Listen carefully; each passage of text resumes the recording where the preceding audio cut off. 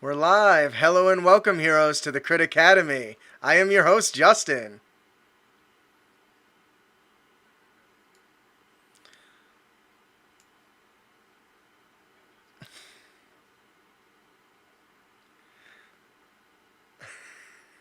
We want to thank you all for joining us today here at the Crit Academy Studios, where everything's made up and your roles don't matter.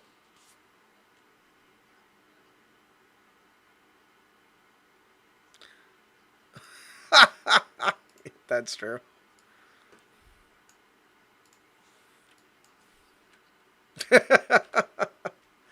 That's true. In order to get we got a really exciting show for you today. We are going to be talking about Armament Quests. Basically, we give you some ideas for quests, how to let a character forge their own magical item. But before that, we like to give away fat loots to all the people who enter by subscribing to our newsletter. So, Austin, would you like to tell us about the prize today, or who won?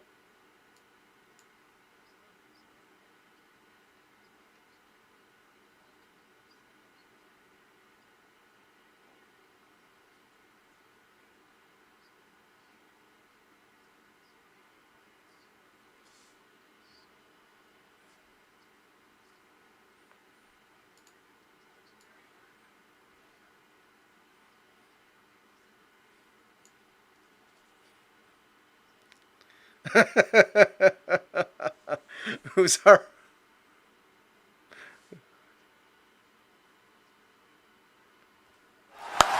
Congratulations.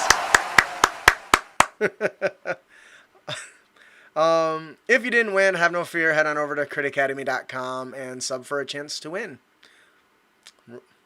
All right, now on to our main topic. You'll notice we've changed up the show a little bit. We want to get really more into the meat and potatoes and less of the additional stuff. If you like the additional stuff, the Let's Talk About Blank and all that stuff, become a... Austin doesn't have audio. Austin doesn't have audio. Why doesn't Austin have audio? That's what it says. Yeah, hang on a second. I will get that fixed. I think I got it. Okay. Okay, there we are. All right. Well, good thing I'm recording on my... Right. The irony. All right, so congratulations to the winner of this fancy thing, Fat Loots. Modular dungeon tiles. Yes. I don't know what just happened there. Somehow my feed actually can't change to a different source. So, all right, so... if you notice, we're doing things a little different this time, or recently. We're changing up from the Let's Talk a Blank and all that stuff. If you like those sort of things, please consider joining us on Discord, maybe become a patron, all that jazz. This is actually and hang out with us. I can't hear you guys. At all? No. I can hear you. I'm going to keep moving forward until you I hear you. out. Yeah, his thing froze. I That's hear okay. him. All right, anyways, I'm going to That would explain why he doesn't hear us. Yeah, I think he got... Well, can you hear me? Yeah. We're going to be discussing... Apparently I froze. We're going to be You're going discussing... to love the recording. Yeah, right. Well, poor Seth's going to have to work around that for the podcast. So Help the claps. Today we're going to be talking about Armament Quests. While finding magic items and loot and treasure chests dropped by foes or even gifts as reward are great indeed and a lot of fun, nothing is quite as exciting. Or some cases, you just buy one. In some cases, you could just buy one. Nothing is quite as exciting as venturing out to gather unique materials and perform supernatural rituals to create weapons and armor yourself. Now, these special quests give the player characters the opportunity to undergo a unique trial to allow them to attempt to imbue a mundane object with magical properties. In this episode, we're going to give you a few samples that we've come up for quest lines that you can extend out to your player characters and help them forge their own armaments. Now, you're not limited to this. We encourage you to come up with your own ideas. We only have like 4 here, but the idea is that magic items can become a part of the story. 5. other than just being a more traditional, what's the widget, the MacGuffin, a MacGuffin, Yep. where it's just something you're chasing to get for story purposes. This is something that I feel like the DMG and all the lore and stuff is kind of not, doesn't really cover that much unless something came out that I'm not aware of. No, I don't think there's anything that's So for me, I think from my experience, at least, my closest experience was like 3.5, where they actually have itemized steps to at least purchase or build magical weapons. But that's more of a very shorthand. It worked. Right. I don't think there's actually much in the DMG that really pushes item creation. They talk about races, but that's really about it. Yeah. So this is something I kind of wanted to cover. I didn't find some magical tool or product out there already, so we kind of came up with our own ideas. The reason why I think this is important, because the fun of D&D is forging yourself as a hero, but it's more than just your hero's persona. It's their actions and their legends. You know, we've talked about the Thor, right? He's not just the only thing that's legendary. His weapon is legendary. King Arthur, he's not just legendary.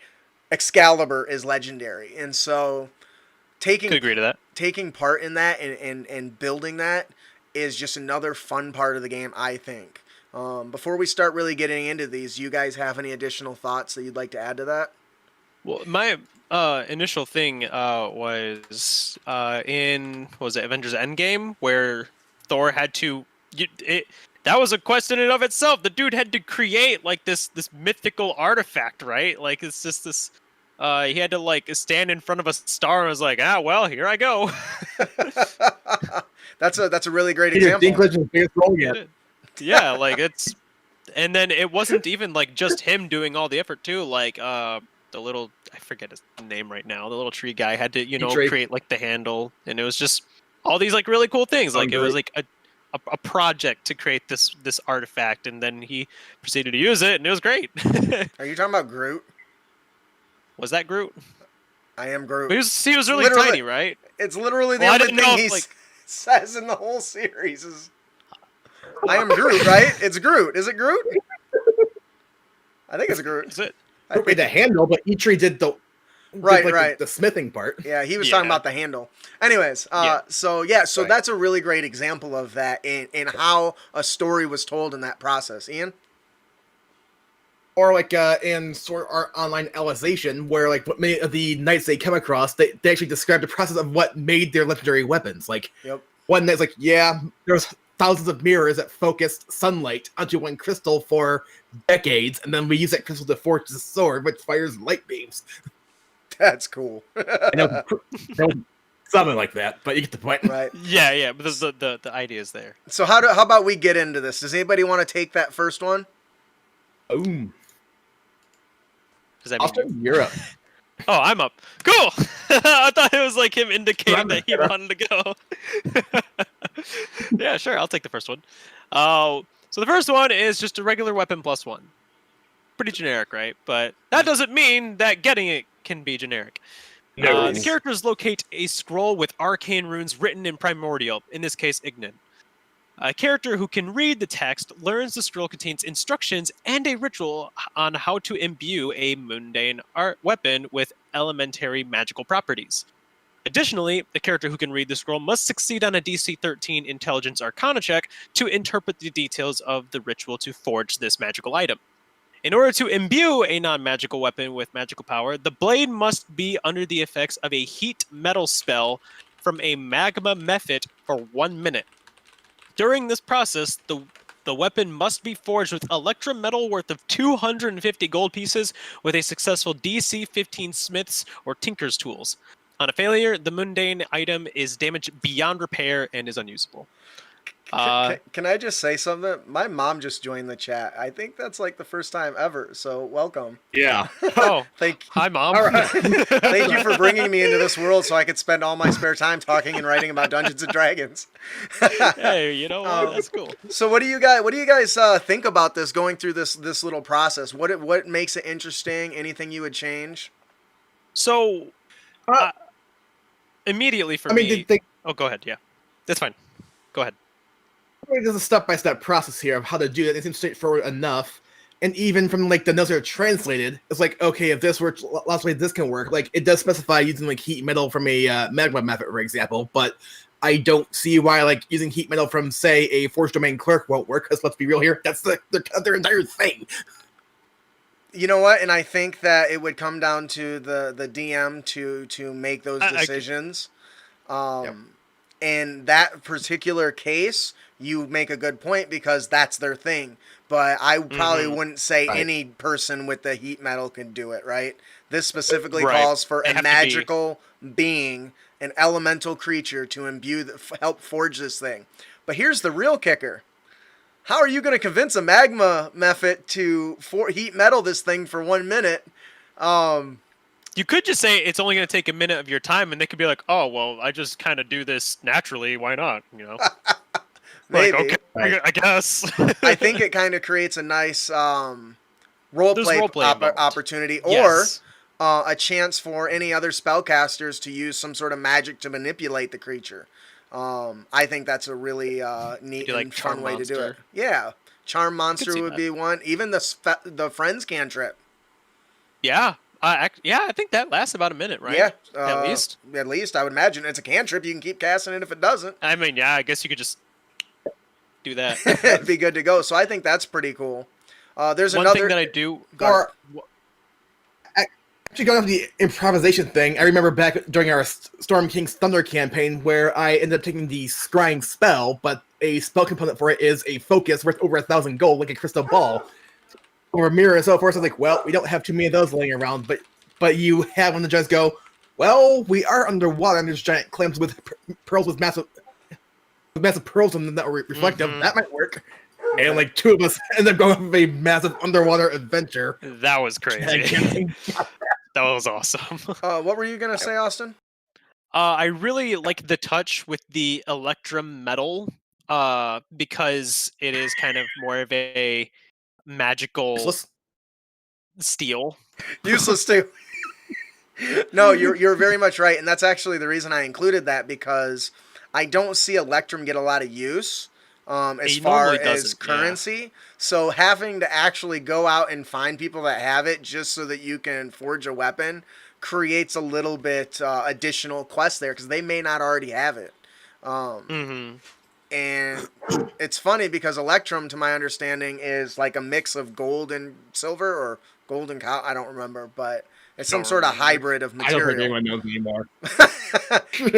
And then the last thing that I think is fun is including the use of proficiency tools. Because really, you don't want just anybody to do it, but be able to do it, and you want to reward people for those proficiencies and tools that they actually did take. I mean, with the exception that Ian mentioned with the Forge Domain Cleric, whose whole goal is Forge, so hey, they're going to be happy to do it. That's actually a really good way to incorporate that, by the way. Kudos to you, Ian. The other thing, too, though, is like, since it's Ignin in the first place, and it mentioned using a magma method, which is a Ignin creature speaking thing in the first place, it's like, okay, it's only natural that they would use that as a reference point, because that might be what the scribe they knew, so who knows. Yeah.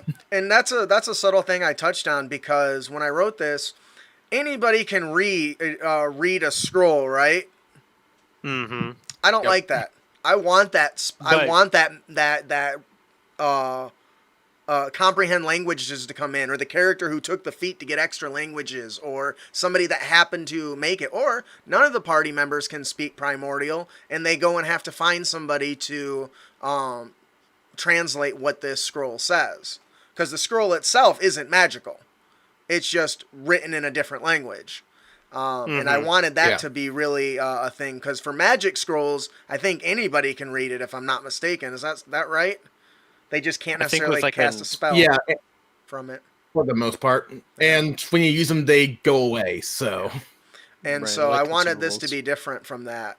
And then the last thing that I really wanted to touch on is because it requires a language that the characters have to speak. It made sense to tie it to the magma method. But if you wanted to scale this, say to like a +2 weapon, maybe you change that from a magma method to like a fire elemental. You know, some Or other even the creature. DCs. Yeah. You could change the Or fire DCs, the giant. amount of metal worth. Ooh, a fire. You could do a lot of these. Yeah. I like this one a Fire lot, and I dragon. know we're kind of stuck on this one for a little while, but it's because it's so Detailed. modular. Yeah. Open-ended.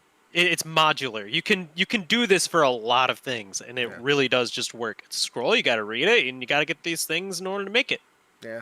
And Kind of works. And I like that it's only in a couple paragraphs because you don't need this long, complex thing. Mm-hmm. Each DM can make each of these features as complex or as simple as they want. Oh, you need a magma method? Well, it turns out there's a mountain to the north that has volcano in it. Go see if there's methods there. You know, or you got to travel all the way to. There's totally gonna be methods there. You got to travel all the way to Mordor to find one. Yeah.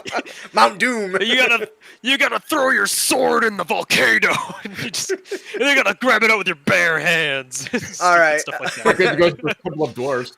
Oh, yeah. So we should probably go on. So the next thing that I wrote here is the Adamantine Armor.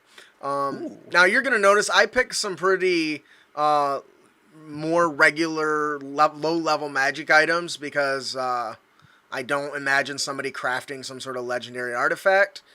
So I kept that on. I kept some of our choices, but doesn't mean you as the DM can't come up with whatever you want process for a legendary or artifact weapon if you want to be involved in that. I think, since you're on that already, for a legendary artifact in particular, put it into pieces. And then there could be different trials and tribulations of trying to get those pieces, or like trying to, like, you know, maybe you got to barter with some mountain dwarves. Maybe you have to speak with a celestial, and they have to take you somewhere in Elysium or something. Yeah. Like, you can, or maybe you have to, like, maybe you have the artifact, but it's lost its magical properties, so maybe you have to activate it in some way, shape, or form, and there's probably a plethora of ways you could probably go with that. So these are the easier ones, but that doesn't mean you can't make some really cool epic adventures out of some legendary ones. So, like, isn't there a item So- like the Staff of Seven Wonders or something like that that's designed and like comes in pieces? I got it. So many magic items. What were you saying? The one I put in here was very rare, but I made a couple pieces in the final steps to be very difficult to achieve in the first place. So I can't, like, that kind of builds off that. So Right. yeah, All right, so let's glad we talk, all agree on that idea. let's talk about this Adamantine Armor. Right. The characters learn from an elderly hermit known as. Alicia just found my Groot. It's Groot. Anyways, Groot. the characters learn from an elderly hermit known as Raoden, a commoner, a well-known master armor smith, the secrets to his success. He forged his armors with small bits of ore from fallen stars. Over the years, so cool. over the years, his age has made it so that he cannot forge anymore. Not only is his strength fading, but he has ran out of the ore stardust that he coated the armor with. He shares with the characters that a nearby forest location is where the fallen stars had crashed to the planet.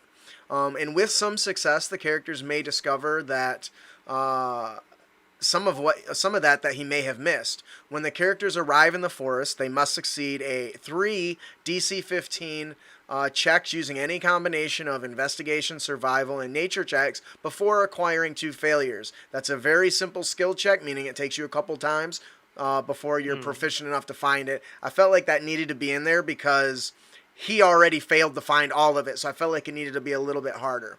I can agree to that.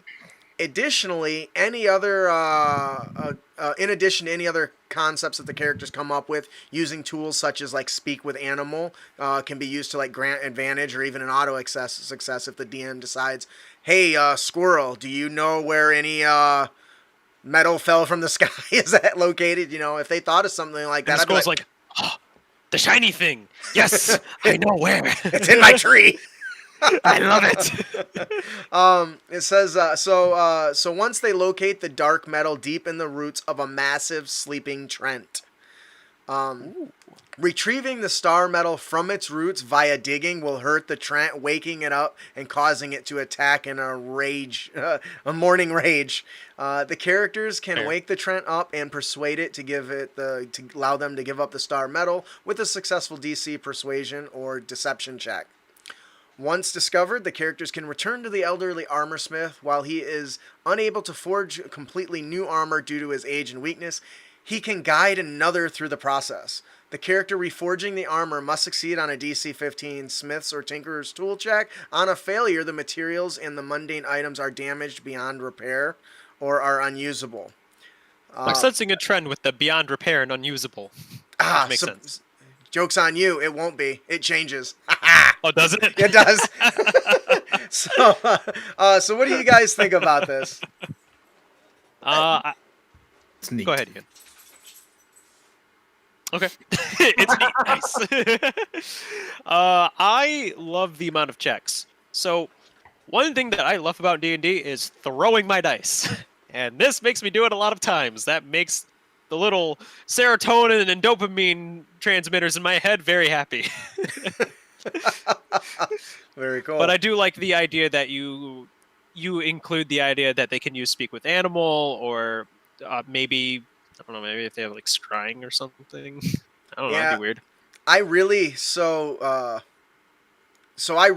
gonna be honest, I stole this 100% from Aragon. There's a magic item under a tree, and for the love of me, I couldn't figure out a way to allow the old person to channel their mind into the person and work through him. But this was as close as I got. I mean, it's pretty good. I like it. It's I like how they can kind of just ignore the Trent and just start beating it up for the star battle. there is a chaotic evil route to this. Oh yeah, I can, and it's funny you say that because I can totally see you utilizing all of the metal as a bargaining chip. Maybe they decide they don't want armor, but how much value does that have? Is it a valuable item? You could even change it to use it to make an adamantine weapons instead. It doesn't necessarily. I picked armor, but he's an armor smith, but doesn't mean he doesn't know how to make a sword. So I could, if the player said, "Hey, do you know how to make a sword instead, or a hammer?" Sure, why not? Yeah. The part that I really like is the fact that it's under a Trant, and you have to really open up once again that role play discussion between, well, you have to dig into my roots to get this thing. What are you going to give me? Or is it going to be one of those, no, you can't have it, and so now they got to come up with some slippery way to get this thing. Or just set it on fire. I don't cast fireball on you, and I don't let you on fire. Yeah, I was going to say, me and Ian were on the same track, like, or we could just set you on fire. Burn you in the whole forest down. Yeah, it's like, I need better armor so I can fight God later. A tree in my way is not going to mean too much. Fair enough. That's really evil, but don't disregard that. Sometimes a threat must be made. Yeah. Do you guys have any other comments on this? Once again, I took the same kind of formula with all the skill checks, introducing a roleplay opportunity, because it's possible the players may not take any interest in this at all, because this just could be a hook, and if they don't bite, well, then you're out some adamantine armor, I guess, aren't you? Yeah. All right, Ian, would you like to take the next example here? Ooh, Andrew says what you could do adamantine arrowheads. I like that. That's kind of cool, actually. I like that, yeah. All right. Next up, we have the Dagger of Venom. The character is discovering an old poisoner's kit. Inside is a journal containing details of the previous owner's, what do we call it, daily life, and results and techniques for utilizing the kit. A character that can read Thieves' Cant identifies a code hidden in the pages that describes a special dagger design that can apply poison and recover it over time. Now, the character must seek out a crafter to create a hollowed-out dagger hilt with carved runes, Or a character with a successful DC 15 woodcarvers / cobbler's tools can create one and combine it with a mundane dagger. With the cobbler's tools to make shoes. They still hollow out wood, dude. Come on, give me a break. I mean, yeah. I can see it. I didn't say it was a knock. It's interesting. Characters then must extract a venom sac from a living carrion crawler. This can be done with a successful DC 15 Nature Medicine Poisoner's Kit check to remove the sac and place it into the hilt of the blade. On the failure, the dagger only has 1d3 charges. After all charges are expended, the item reverts to a normal dagger. Told you it changes. All right, what do you guys think about this? Also, the idea of a magical dagger that's basically a cobbler's shoe with like a beating venom sac inside with a dagger coming out of the toe. I would totally wear that. Or that's the scary. shoe has a pop-out blade with a venom sac attached and you kick people with it. Didn't they do that in Men in Black, where Will Smith had the little dagger in his shoe and he's like fighting the sword fighter with it?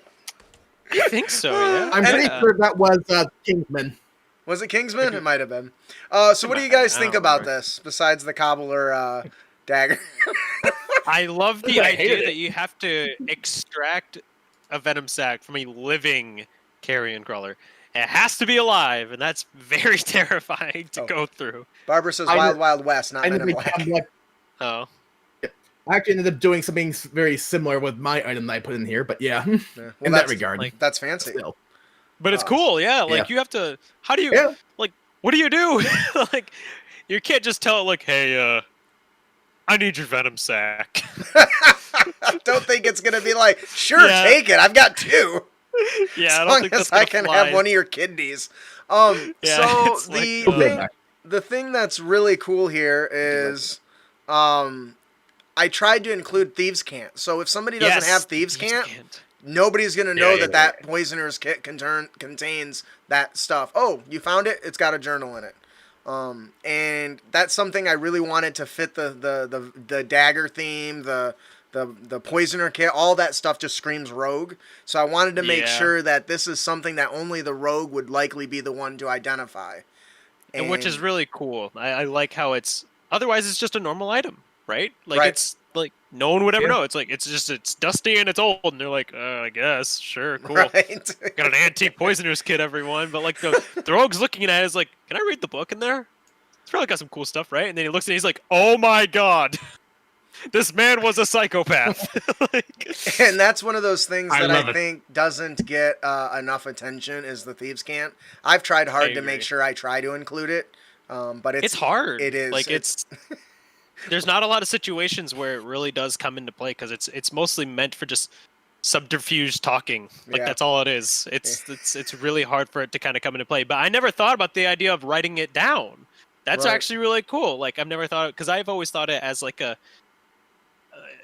language within a language, which like, is like, one of the there. tools, but it does talk about almost like a hobo communications thing where like a bottle tipped on its side in the right location at the right time means this, you know.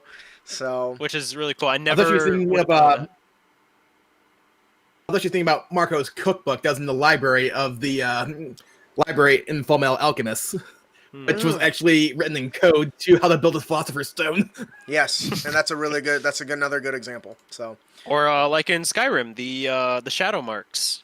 It's not something you typically see, but like there's literally a book in Skyrim that's titled Shadow Marks and what they mean, and you can literally see every single mark, and you can actually look around in the world of Skyrim, and there they are, and they do those exact things that you wouldn't think otherwise. Right, It's really cool. So I never thought about using Thieves' Cant like that until you're welcome. now, I guess. I'm awesome. Yeah, I it's know. awesome. That's good. The big thing I think is coming up with capturing a carrion crawler. I think spells like Paralyze or Hold Monster or even a net or in a trap to catch them is going to become important. Like you're gonna have the halfling with a rope of dope on him, throw it on him, and while trying to hold him. Well, the point why the rogue's like, hold him still so I can get it. He's just like, as the rogue's like, I've done a lot of weird things in my life, and this is gonna be one of them. He's like carving out this like sack. He's like, it's still beating. Oh God, please. That's funny. All right, Austin, do you want to tell us about the next item on the list that we've made here? Absolutely. So the next one on here is the Cloak of Displacement. During their travels through an endless forest, the characters encounter a small village full of tribal warriors. While the warriors themselves aren't particularly strong, they overwhelm their prey with numbers and illusion magic. After the characters inquire about the nature of the magic, they learn that it comes from the cloaks they've crafted. Each warrior who slays a Dear Legrand turns its flesh into a tool of war. A character who speaks Sylvan recognizes the name of the Displacer Beast. That is really cool. I had to Google that. I didn't know if it had a real name. That's actually really sick. That's cool. Like Dennis. I would have never known. The characters are encouraged to take on the challenge. The hunt for the Delagron is a difficult one. Same with pronouncing its name. Right. It requires 3 successful DC 18 nature survival checks to track and locate the beast. Once slain, a character must perform a successful DC 18 nature or leatherworker's tools check to remove the hide without damaging the small pockets of infused arcane power. When the characters return, the tribe cheers, hollers, and shares the ritual to maintain the hide's arcane power. The ritual requires a spellcaster of 3rd level or higher and leatherworker's tools. Following the ritual, each character must succeed on a DC 15 Arcana and leatherworker's tool check. On a failure, the cloak's power is limited. Once the property is suppressed or ceases functioning, its power cannot be used until the next dawn. I could actually see the DC 18 nature leatherworker's tools check also being a survival check as well too. So for the crafting part or the skinning part. Oh, you're talking about like right here? Oh, yeah. I see what you're saying. Yeah, you can go either way. And as a DM, you can add whatever. If a player says, hey, I want to use this technique in this way, go for it. That's the beauty of being the DM is you can... These are just guidelines. More like guidelines, not rules. Yeah. I do like it requires a spellcaster of 3rd level or higher. Not specifically like player level, but you need a spellcaster who can cast at 3rd level, which is interesting. I do like that. Yeah, you can go to an NPC if you got a group full of fighters or rogues. So yeah, just a whole bunch of dudes with swords and shields like, hey, can you do something for us? We've carved out this thing's hide. I really like this one because it's a pretty powerful item.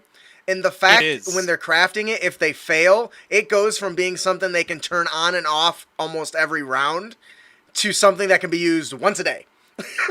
So don't mess up. Or it becomes a Cloak of Displacement occasionally. Cloak of Occasional Displacement. So I do like that a lot. It might trigger, it might not. Yeah, I don't think I came up with any unique thing tied to this other than the additional spellcaster. And the crafting takes 2 different people, right? You need to succeed an Arcana check and the leatherworking tools. So that kind of, because it was more powerful, I made it require more than just one person doing it.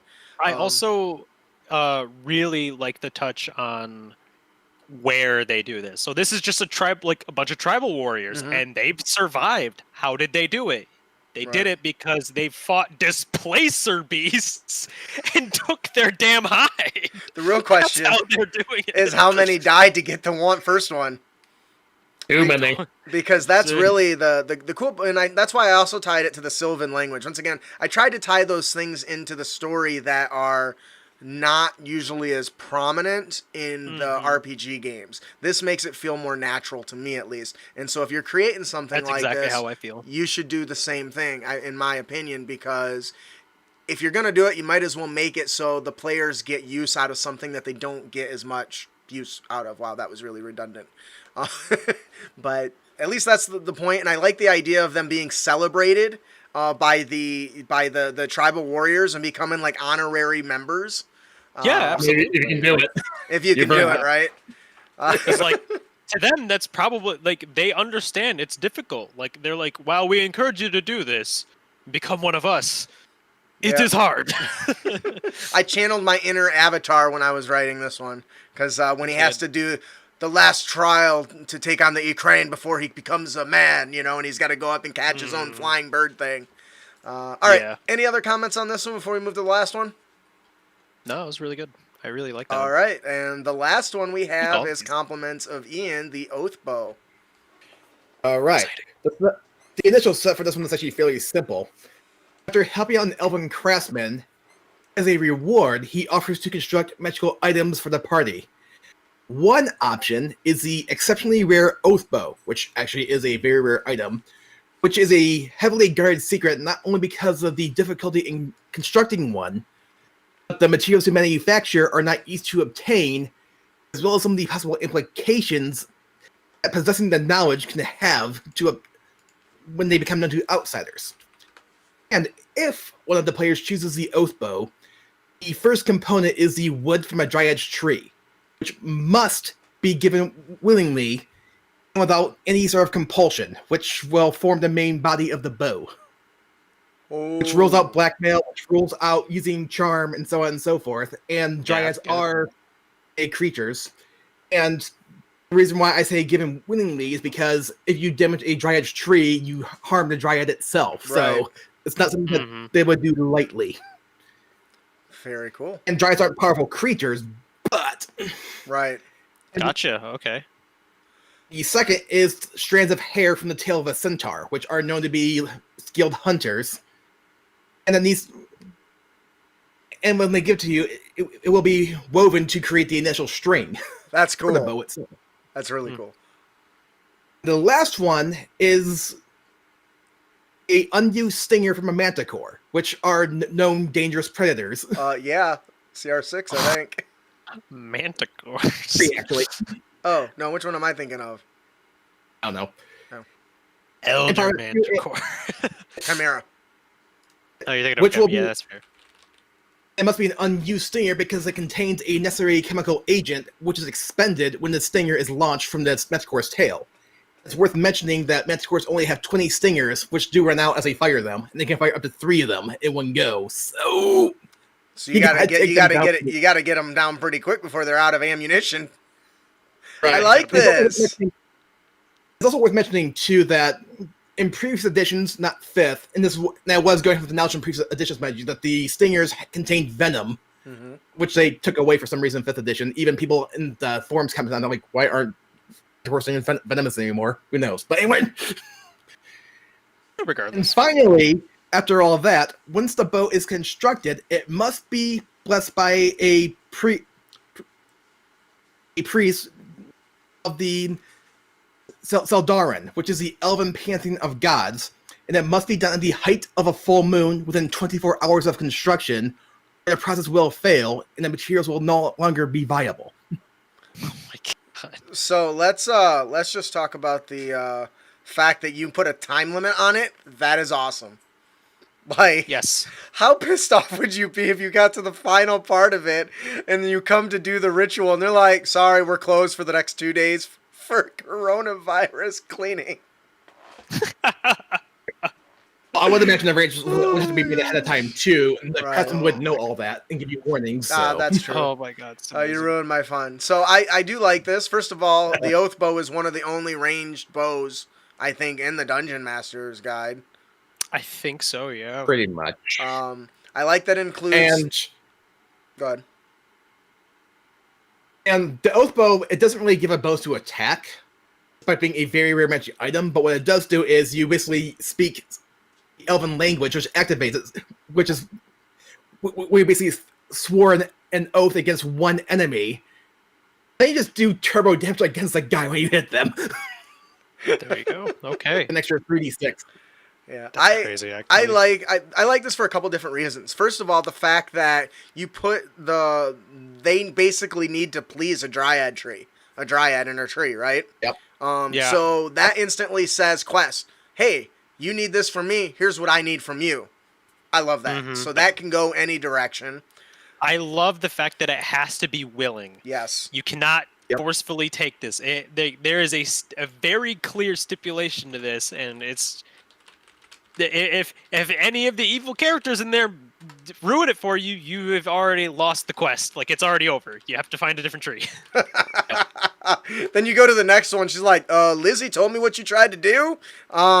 You ain't getting no business here. Not here. Oh, that's funny. I really have to use the bathroom. I'll be right back. You do what you got to do. All right, so the other thing I really liked about this is the variation in the monsters. The fact that you went from they need the help of a dryad to something a little stronger, the centaur. You didn't put the condition for they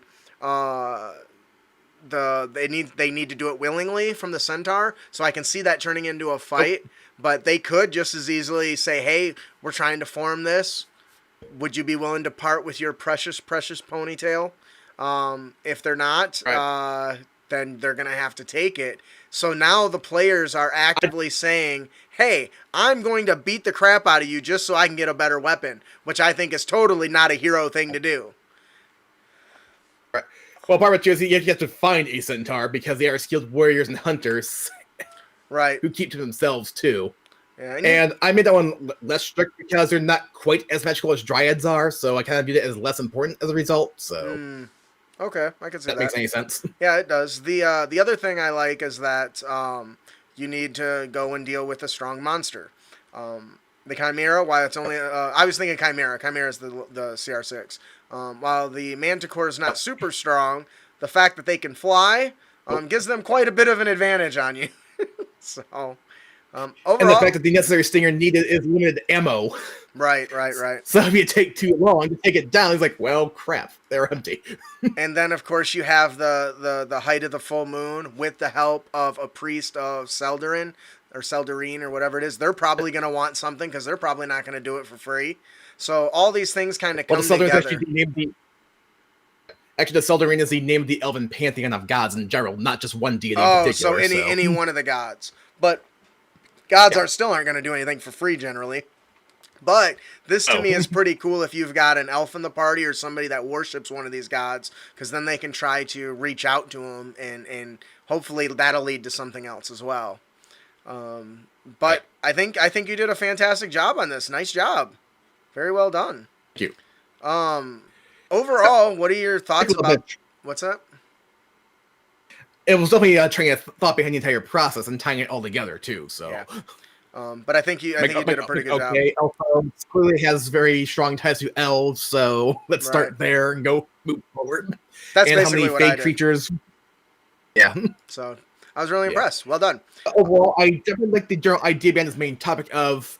Yeah, you can definitely get quests to get magic items. Yes, in some cases you can even buy them, especially with relatively speaking lenient DMs. And the fact you can go out there and make them yourself by going on the quest or finding the items to do so, I think can definitely add a little bit more dimension to acquiring them. And I think it also gives an emotional attachment to said items once they're done to the players too. Right. That's a good point. That's a good point. Built this. Deal with it. Jeez. I gotta do something here. Let's hope it doesn't play anything. Other than that, any other things you think that we should have added or discussed on this? Because I think we. Go ahead. I think generally speaking, we covered what we needed to cover this one, and I think we gave some baselines of what can serve as inspiration to DMs or even to players in cases, and go from there. All right. Well, I think that'll do it for our main topic today. Before we move on to our Unearthed tips and tricks, this episode is brought to you by our generous sponsor, Kobold Press. Let me press that button there. Very generous. Darkly fantastic material for the world's first RPG. Within these dusty tombs of the Warlock Grimoire 2, you can uncover the secrets of the world, indeed of the branches of the multiverse, collected here in entire lost volumes of esoteric truths. Only for you, the Warlock Grimoire 2. Dark revelations and wondrous testimonials of dark fantasy monsters and magical locales and lore of Midgard. The Warlock Grimoire 2 presents the content from issues 19 through 20 of the Warlock zine and includes an entire issue worth of new, never-before-seen lore and game elements, including both mysteriously desolated Southland city of Aram and the secrets of the grandmother herself, Baba Yaga. Definitely check it out. Head on over to critacademy.com/koboldpress. Yes. All right, and before we move too far forward, let's try to get Austin's opinion, so Seth doesn't have to move stuff around too much when he edits this. Yeah, sorry about this. What's going on? I just missed it. I was going to say, do you have any other topics or thoughts on the whole Armament Quest thing? Oh, on the Armament Quest itself? I think it should be done all the time. Literally all the time. Literally make every weapon memorable, because that's the whole point. We're supposed to be making memories with this game. Yes, absolutely. But even though obviously it's a lot easier to do with like these like mythical or like artifact items and stuff, like even with something as simple like, which is why I kind of like the ones you guys did do, because a lot of them are pretty like kind of easy-ish to get magic items, but like they still very clearly have like a quest tied to them, or there's things you simply just must do in order to get this, typically at a cheaper cost, not 1,000 gold pieces. Wonderful. So. And even the oath bow I put in there, even though the creatures evolved aren't necessarily like a high level per se, at the quality of the magic item is, there's still barriers that must be overcome to get them. Yeah, there's a lot of like, it's not you just facing the creature, right? There's stipulations with facing each of these creatures. Right. Aside from maybe the centaur. I think the centaur one is kind of okay. You can kind of just kill it and take its hair, I guess. But with like the find one. Centaurs aren't actually evil, are they? I have no idea. Nope. I don't think they are. So yeah, killing them would just ask outright like, be evil. Hey, he's like, hey, can I ask for some of your hair? And the guy's just looking at you like, huh? Did you guys know that the strings on violins used to be made out of the hair from the mane of horses? I did. About right. That's because I was a music student, so. Damn it. All right, so we're going to move on to our Unearthed tips and tricks with our new fancy intro video. And now, what you've all been waiting for. Our Unearthed tips and tricks segment, where we bring you new and reusable material for both players and DMs. All right, we're back. I don't think I cut that off. I might have cut that off too soon. Hope not. I can't hear it on my end. So, all right. So, Austin, would you like to tell us about our character concept today? Absolutely. So, our character concept today is blank. No, it's in there, but you got to read the whole line first. Okay. Oh, I see. It says. For you guys, it says, need a pain in the ass NPC? Look no farther than the Coin Collector. From Patron, the beverage tea, this antiquities merchant attaches himself to any adventurer group that wafts into town. He absolutely loves collecting coins of every sort. He can tell you when, where, why, how, and who minted any coin from any era on site. But he absolutely loathes to part with a single mud-encrusted copper. While he prefers to charm, intimidate, and manipulate party members, especially playing one against another, the Coin Collector is not beyond using poison or other low-down, dirty, rotten, scoundrelicious means to kill anyone that would render his collection of coins incomplete. 10 extra points for scoundrelicious. Yeah, I was like, oh, that's a word. So this guy is just out to get unique loot that the players may have and is willing to trade for it or poison for it. I think this is really cool. I think this is pretty cool. It's not that he's out necessarily to get rich. He's just out to add to his collection. So what does he define as something that needs to be part of his collection? Is it electrum? A certain piece of electrum, a certain copper coin that was forged in a certain time of year? I mean, I feel like I see that. That's a coin from Waterdeep 3 generations ago from King Gunter the Third. I want that. would you be willing to change? Because think of how would you as players react if a guy said, "Would you be willing to trade that single copper piece for a gold piece?" You're gonna be like, "What the hell is up with this? And why does he want it now?" I'd be like, yeah, all yours, dude. but you wouldn't be curious to why he wanted it at all. I feel like I think. I mean, maybe, yeah, but like as a player, sure, but as a character, I'd be like, nope. yeah, dude, all yours. Well, sure, this is quite an equal change for me. I'm getting a gold piece, you're getting one copper piece. This works for me, dude. That's funny.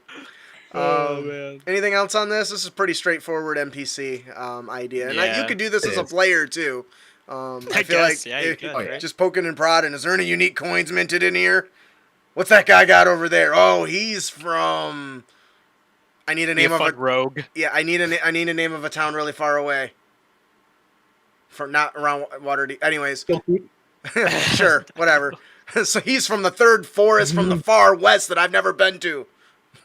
Anyways, I can tell by his shoes.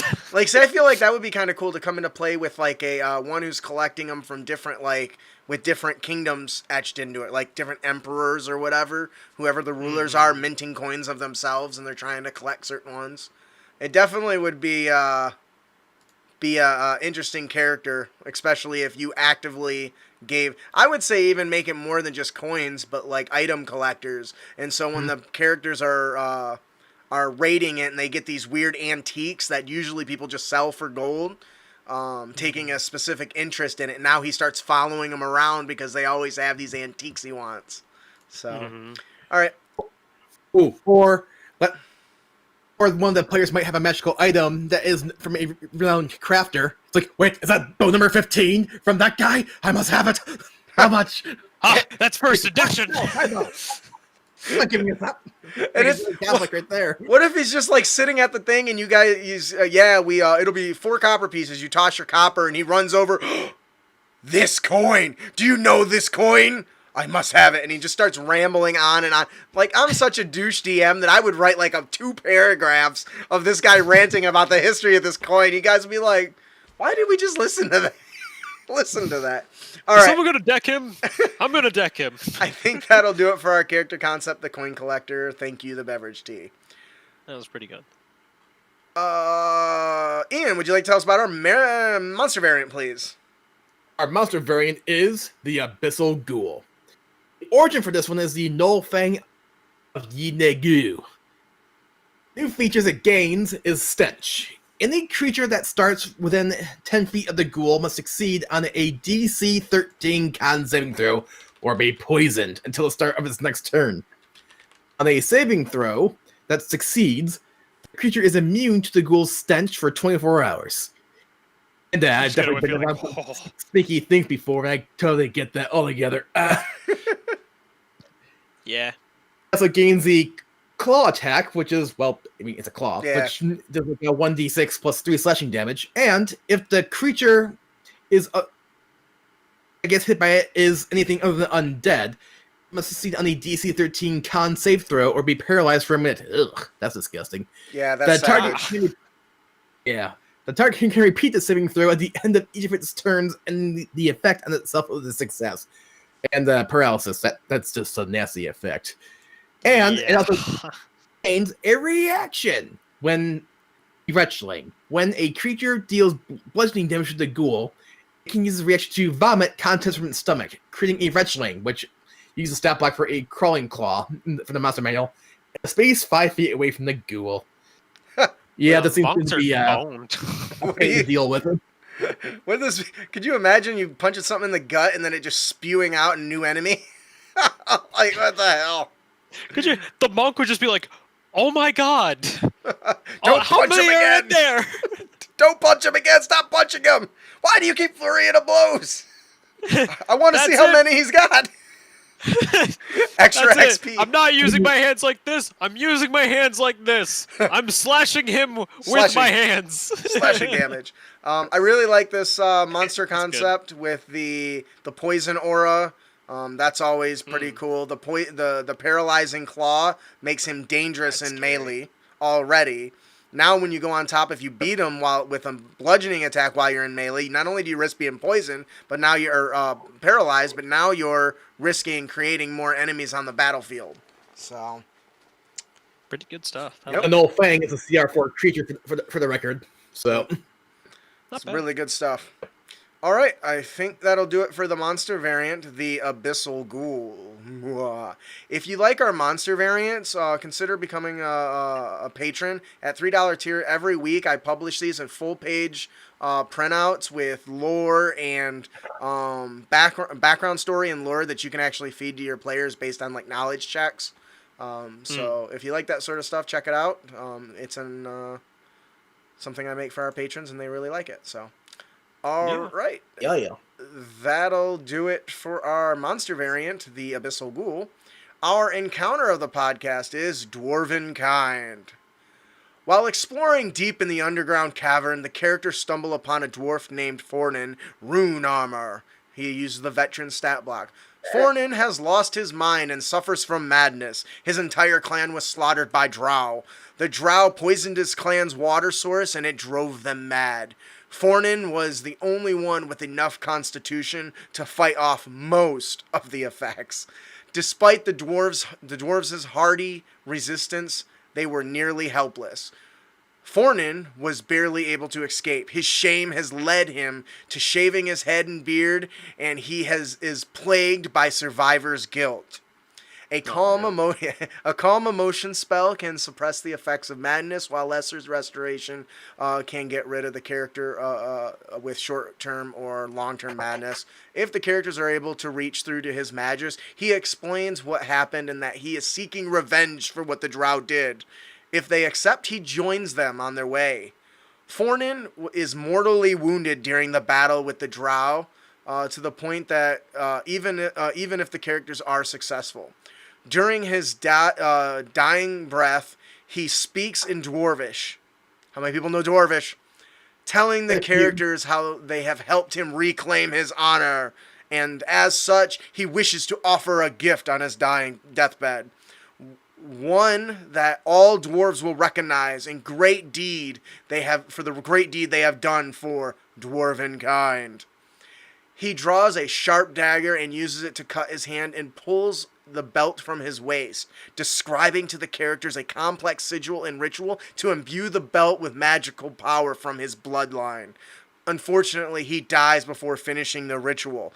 A character with a successful DC 14 Arcana check is able to identify and complete the ritual, coating the blood of the dwarf onto the belt, speaking the words of power to imbue them, and speaking the powers to imbue them with the dwarf's royal bloodline, creating the Belt of Dwarven Kind. That's really good. I like how he dies before the end of it, so you have to kind of... It's still not over, even when you think it's over, and that's very good. What do you think, Ian? I actually just pulled the Belt of Dwarven Kind, and something I find interesting right away is it actually increases your con score by 2 to a maximum of 20, and the reason why I find it interesting is because the approach they took with magical items in 5th edition in general is instead of giving just a base increase to stats, most of them say, this is not your number, which I was never really a fan of in the first place, but still, that's... Mm-hmm. And you also gain advantage on charisma checks with dwarves. Yes. I mean, that was part of the... I tried to tie all that together, right? Yeah, I can see that, yeah. And if you are a dwarf, you also gain additional benefits. Saving advantage against poison, resist poison damage, dark vision, and you can read, speak, and write in Dwarvish. So yeah. I mean, he did. Okay. The characters did do a lot for Dwarven Kind. So I don't know. This was another one that I had wrote, but I was lazy and didn't want to write another encounter, so I just moved it down here. I'm such a lazy bastard. I like it. Yeah. It's definitely one that requires a little bit of forethought on the DM's part, because you have to kind of know what to expect from your players. Are they going to care about a dwarf? Some people may not. A whole party of elves may not give a damn. Like, there's a crazy ass dwarf in here. Kill him and take his armor. Right. Yes. That is always a thing. I like the idea that I do mention that he's got royal bloodline. That's entirely up to you as a DM if you want to include that bit, but That's why I wanted that to be a part of it. But I thought this was a fun one. It's a great way. It looks like Silver Wolf in the chat says, "Wow, that's an amazing way to create a known magic item." So I'm glad that you liked it. It was a lot of fun, and I liked. You mentioned it already. You have to complete You have to have somebody that can complete the ritual with an Arcana check. Once again, bringing those skills to the forefront instead of just I smash stuff or I blow it up. So, all right. I think that'll do it for the encounter, Dwarven Kind. Yeah. And let's see here. Who wants to take the magic item? I didn't highlight everything this time. I guess I'm next, so I'll take it. Good. Okay. So the magic item today is the Ricochet Sling. When you fire ammunition that doesn't break on impact from this sling, it bounces off the target, and a weak magic guides it towards another target. It's a sling. It's uncommon. When you make an attack with this weapon and it hits a creature, choose another creature that is within 5 feet of the target. If the original attack roll can hit it and is within range of your weapon, the target takes half the attack's damage rounded up. That's it. Yeah. Pretty simple and straight to the point. What do you guys think? It is a sling, and it does bonk twice. Anything that makes the sling less useless is a win in my book. That's kind of what I was going for. I wanted to make it common, but there's no way I could justify this being a common item. Yeah. Because common is strictly flavor items usually. So I had to make it uncommon. But I think this is a nice way to make the sling a little bit more appealing to all the different classes. I mean, think about it with like a rogue. I mean, they still can get their sneak attack, I think, off of that. Because it's a ranged weapon. So combining it with like the magic item stones that people can create is a good way to do that as well. And is that a spell? I see Andrew's talking about the magic stone spell. Yeah, it's a spell. Yeah. So it fits really, really well. And it's something simple and straight to the point. Cantrip, I think. Is it really? I think so. Magic stones? Yeah. I think so. Yeah. It's a, that or it is. First level. One of the two. You're right. Okay. Thought it was cantrip. Wow. And so, hey, there you go. Yeah, nice combination. Beat him up with a sling. Like, yeah, if I can. I totally would want to play like a barbarian who uses a sling just because I would incorporate the sling into kicking people's faces in. Like, I rush at the guy and I use my sling to wrap up his arm and grapple him, you know? Right. Or I choke him. Who's your daddy now?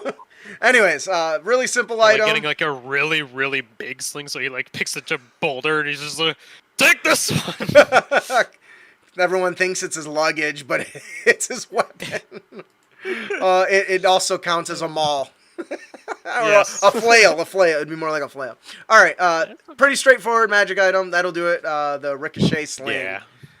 Our Dungeon Master tip of the podcast is the 3 paths. Now, this actually came from the Lazy Dungeon Master. It was supposed to be in last episodes, but Mike, he wanted to do his own thing, so I let him.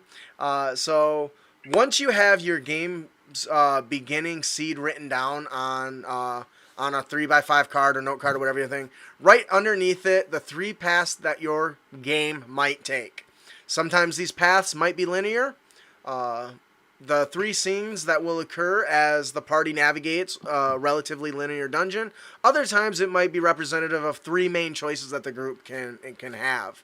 I really like this quote. Professional improvisation actor and Dungeons and Dragons freelancer Steve Townsend refers to this idea as the 3 things.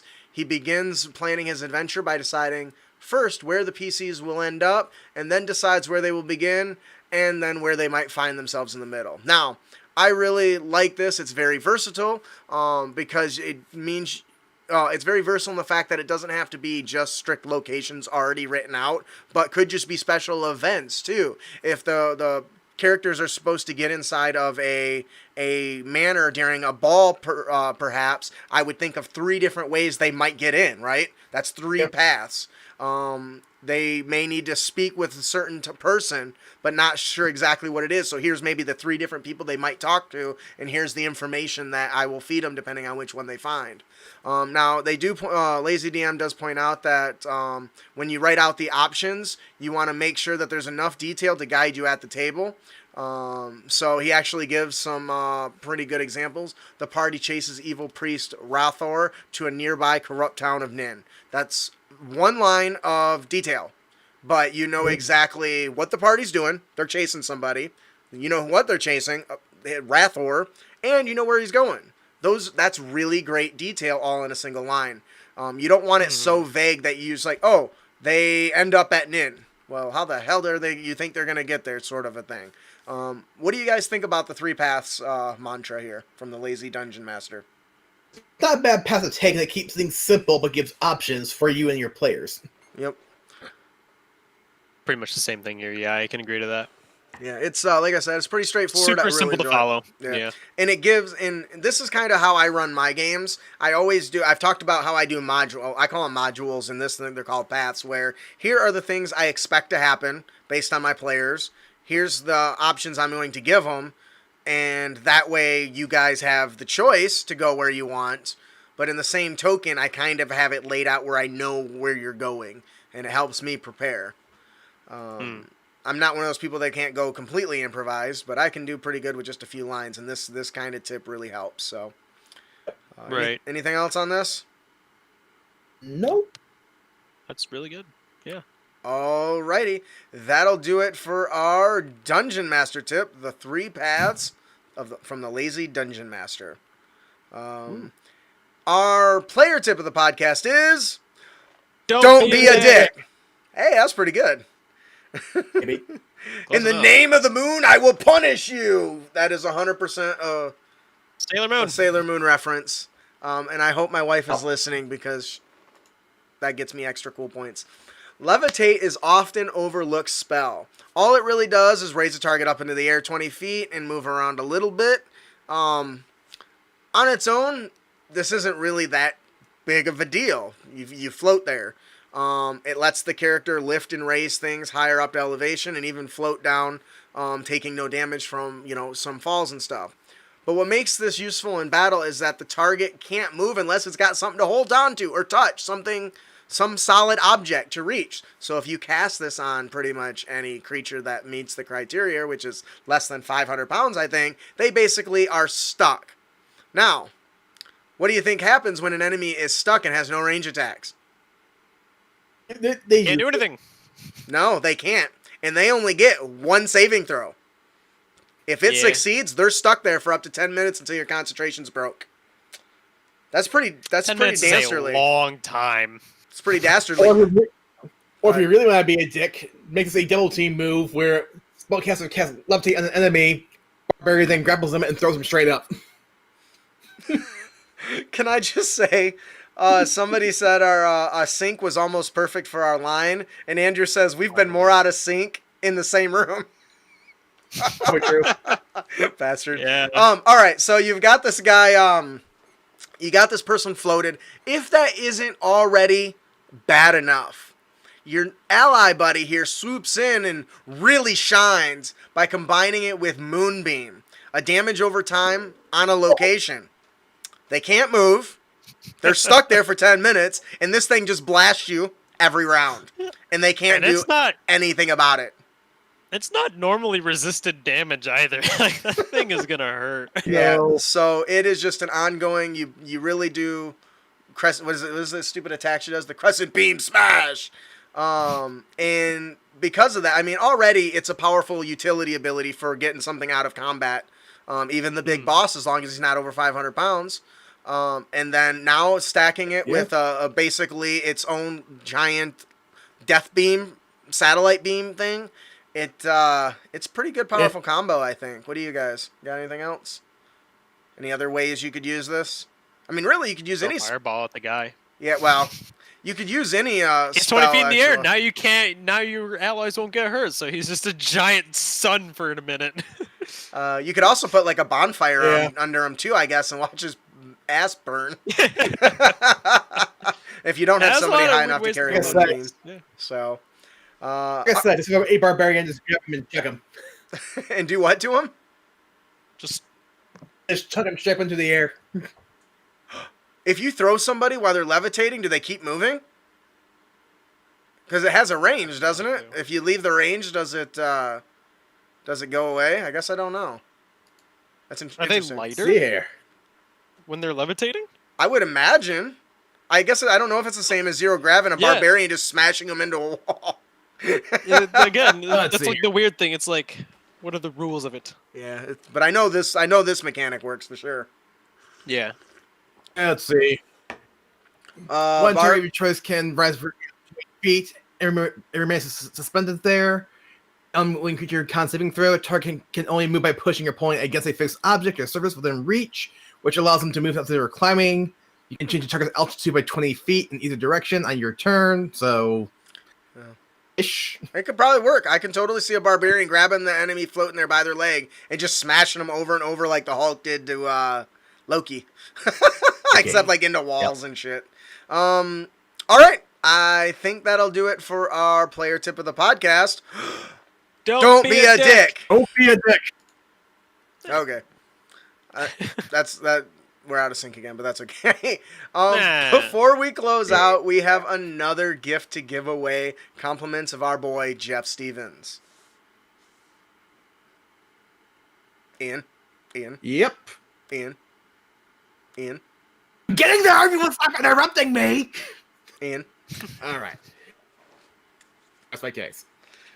I'm Just Steven Games. We have Scourge of the Nightingale, Part 1, A Song of Love. A masked menace terrifies their region. Adventurers stumble onto her scheme, the kidnapping of a famous performer known as Devon Artis. Their mission is to deliver a ransom and collect Devon. And today's winner is... and been to your orders. That's what I'm guessing. I'm thinking of it. Works for me. Congratulations. Not a problem. Head to credacademy.com and subscribe for your chance to win. And we give stuff out each and every week, so there's no reason not to. Yep. That's how we do it. We're all about fat loots here on Crit Academy. Please join us on our next episode. We'll be discussing 5 tips for world building factions. That sounds fun. Does that sound fun? That sounds fun to me. I like it. If you enjoy the show and you'd like to support us, please consider visiting us at critacademy.com. Follow us on social media. Leave us a review. Please subscribe on YouTube. I noticed we got some more people watching on YouTube. I want to give a huge shout out to Barbara and Andrew. Thank you very much. I appreciate that. Yeah, I think that'll do it. Yeah, consider becoming a patron. We just revamped all the patron rewards. There's lots of good stuff, including a monthly Unearthed tips and tricks. It all looks very professional. So as best as we can, anyway. Yeah, right. I am your host, Justin. I'm your co-host, Austin. And your co-host, Ian. Thanks for listening. Keep your blades sharp and spells prepared, heroes. Woo.